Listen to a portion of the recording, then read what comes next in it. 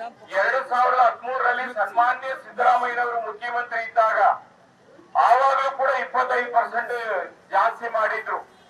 ಮತ್ತೆ ಈಗ 71.85% ಮತ್ತೆ ಜಾಸ್ತಿ ಮಾಡಿದ್ದಾರೆ.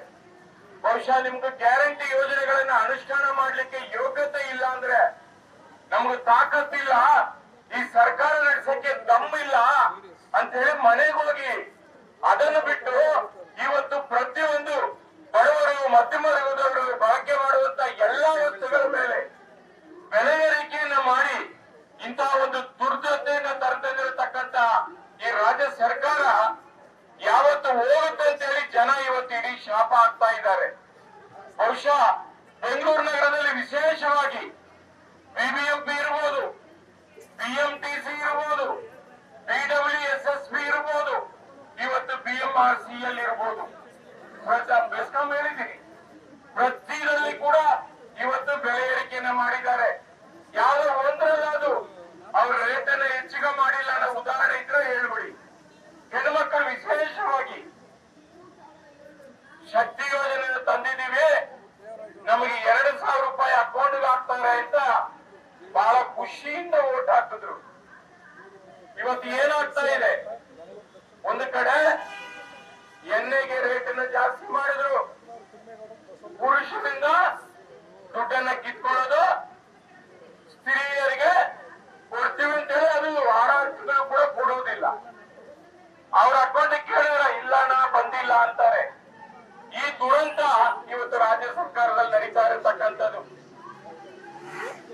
ನನಗೆ ಅನ್ಸುತ್ತೆ ಬಹುಶಃ ಏನೇ ಮಾತಾಡಿದ್ರು ಕೇಂದ್ರ ಸರ್ಕಾರದ ಮೇಲೆ ಬೆಟ್ಟ ತೋರಿಸೋದು, ಕೇಂದ್ರ ಸರ್ಕಾರವೇ ಹೊಣೆ ಅಂತ ಹೇಳ್ಬಿಡೋದು. ಯಾಕ್ರಿ, ಕನ್ನಡಿಗರು ನಿಮ್ಗೆ ಓಟ್ ಹಾಕಿದ್ದಾರೆ, ಇವತ್ತು 136 ಸೀಟನ್ನ ಕೊಟ್ಟಿದ್ದಾರೆ. ಯಾಕೆ ನಿಮ್ಗೆ ಯೋಗ್ಯತೆ ಇಲ್ವಾ ಸರ್ಕಾರ ನಡೆಸಕ್ಕೆ? ಇವತ್ತು ಲೂಟಿ ಮಾಡ್ತಾ ಇದ್ದೀರಿ, ಪ್ರತಿ ಹಂತದಲ್ಲಿ ಭ್ರಷ್ಟಾಚಾರ ತಾಂಡವಾಡ್ತಾ ಇದೆ. ವಿಧಾನಸೌಧಕ್ಕೆ ಹೋದ್ರೆ ಸಾಕು, ಪ್ರತಿ ಗೋಡೆನೇ ಹೇಳುತ್ತೆ ಇವತ್ತು 100%, 80%, 70% ಅಂತ. ಹಿಂದೆ ಸನ್ಮಾನ್ಯ ಬೊಮ್ಮಾಯಿ ಅವರು ಮುಖ್ಯಮಂತ್ರಿ ಇದ್ದಾಗ 40% ಸರ್ಕಾರ ಅಂತ ಹೇಳಿದ್ರಿ. ಇವತ್ತು ನಿಮ್ಗೆ ಯಾವ ನೈತಿಕತೆ ಇದೆ ಹೇಳ್ಬೇಕಲ್ಲ ಸಿದ್ದರಾಮಯ್ಯನವ್ರೆ. ಬಹುಶಃ ನೀವು ಇನ್ನು 3 ತಿಂಗಳು ಇರ್ತೀರೋ 6 ತಿಂಗಳು ಇರ್ತೀರೋ ನನಗೆ ಗೊತ್ತಿಲ್ಲ. ಒಟ್ರಲ್ಲಿ ಇದ್ದಷ್ಟು ದಿನ ಒಳ್ಳೆ ಕೆಲಸ ಮಾಡಿ ಹೋಗಿ ಸ್ವಾಮಿ. ನಿಮ್ಗೆ ಒಳ್ಳೆ ಹೆಸರು ಇತ್ತು ಅಂತ ನಾನು ಅನ್ಕೊಂಡಿದ್ವಿ.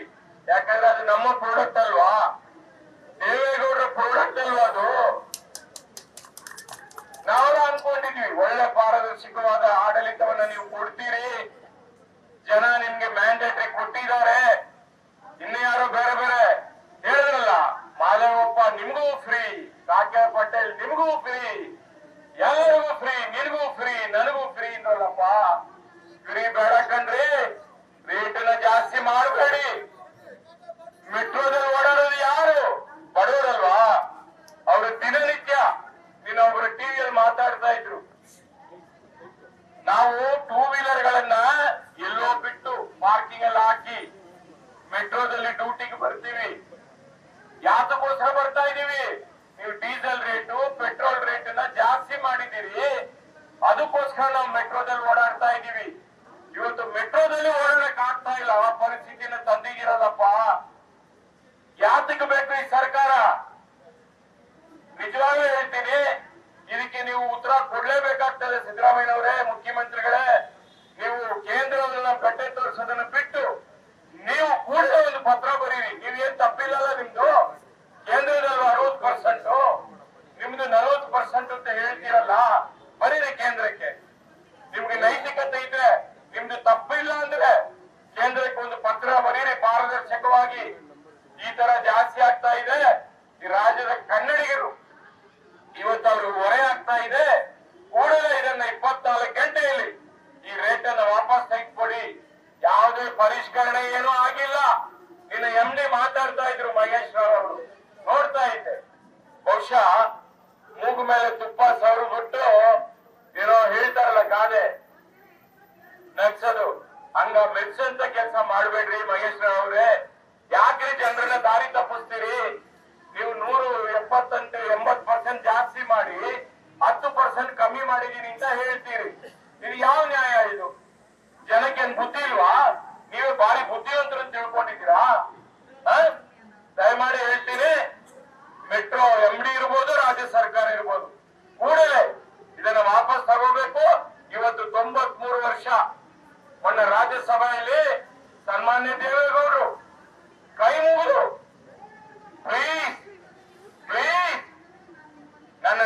ಜನತೆಗೆ ತೊಂದರೆ ಆಗ್ತಾ ಇದೆ.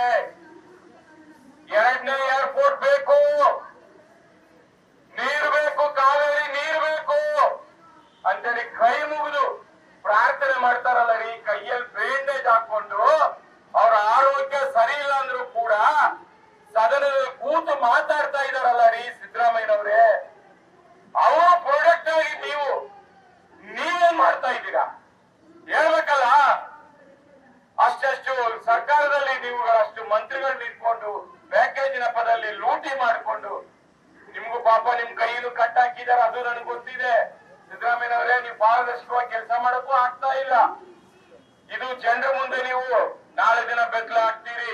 ಇದಕ್ಕೆ ಅವಕಾಶ ಕೊಡಬೇಡಿ ಅಂತೇಳಿ ಮತ್ತೊಮ್ಮೆ ರಾಜ್ಯ ಸರ್ಕಾರಕ್ಕೆ ಎಚ್ಚರಿಕೆಯನ್ನು ಕೊಡ್ತಾ, ಇದೇ ಮುಂದುವರೆದರೆ ಜೆಡಿಎಸ್ ಪಕ್ಷ ರಾಜ್ಯಾದ್ಯಂತ ಉಗ್ರವಾದ ಹೋರಾಟವನ್ನ ಮಾಡ್ತೀವಿ. ನಮ್ಮ ವರಿಷ್ಠ ಸನ್ಮಾನ್ಯ ದೇವೇಗೌಡರ ಒಂದು ಆಶೀರ್ವಾದ ಮಾರ್ಗದರ್ಶನದಲ್ಲಿ, ನಮ್ಮ ನಾಯಕರಾದ ಕುಮಾರಣ್ಣವರ ನಾಯಕತ್ವದಲ್ಲಿ ನಾವು ಇಡೀ ರಾಜ್ಯದಲ್ಲಿ ಜೆಡಿಎಸ್ ಪಕ್ಷ ಜಿಲ್ಲಾವಾರು ಹೋರಾಟವನ್ನ ಮಾಡ್ತೀವಿ ಅಂತ ಈ ಸಂದರ್ಭದಲ್ಲಿ ಹೇಳ್ತಾ ನನ್ನ ಮಾತನ್ನು ಮುಗಿಸ್ತಾ ಇದ್ದೀನಿ. ನಮಸ್ಕಾರ. ಜೆಡಿಎಸ್ ಪಕ್ಷಕ್ಕೆ. ನ್ಯೂಸ್ ಫಸ್ಟ್ ನಿರ್ಭೀತಿಯಿಂದ ನಿಮ್ಮ ಪರವಾಗಿ.